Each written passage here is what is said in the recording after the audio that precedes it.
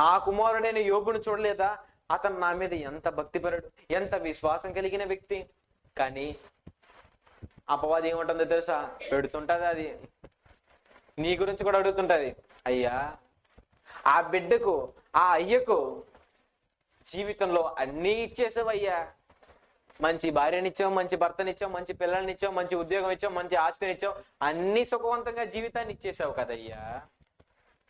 ఇంకా వాటిని బట్టి నీకెందుకు ఖచ్చితంగా విశ్వాసం ఉంచుతాడయ్యా అని అంటది అపవాది. అప్పుడు ఏం చేస్తాడు దేవుడు? నీ దగ్గర ఉన్నటువన్నీ తీసేస్తాడు. అయినా తీసేసినా నువ్వు భక్తి కలిగి, శ్రమలు కలిగి, ఓర్చుకొని జీవించాలి. అది బైబిల్ చెప్తుంది పాఠం. అప్పుడు నిన్ను చూసి గర్వపడిపోతాడు దేవుడు. కొంతమంది ఉంటారులేండి, బాగా ఉన్నంత వరకు ఏం చేస్తారో తెలుసా? ఆ దేవుడు మాకని సహాయం చేస్తున్నాడయ్యా, దేవుడు మా కంటికి రెప్పలా కాపాడుతున్నాడయ్యా, దేవుడు నిజంగా మాకు కనికరిస్తున్నాడయ్యా అంటుంటారు. ఒక్కసారి వారిని ఏదైనా కష్టం వచ్చింది అనుకోండి, ఏం దేవుడయ్యా బాబు, అన్ని కష్టాలే, అన్ని బాధలే, అన్ని ఇబ్బందులే.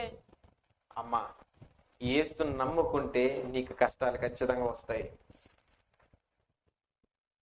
మీరు ఎక్కడికి వెళ్ళి ఎవరినైనా అడగండి, యేసుని నమ్ముకుంటే ఖచ్చితంగా కష్టాలు అన్నీ వస్తాయి, శ్రమలు వస్తాయి.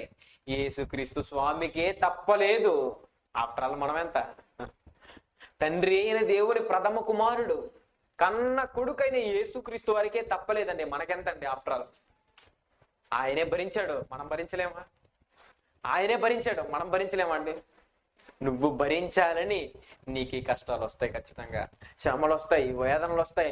ఇందులో యోబు గారు కలిగినంత జీవితాన్ని నువ్వు కూడా కలిగి జీవించాలని చెప్తున్నాడు.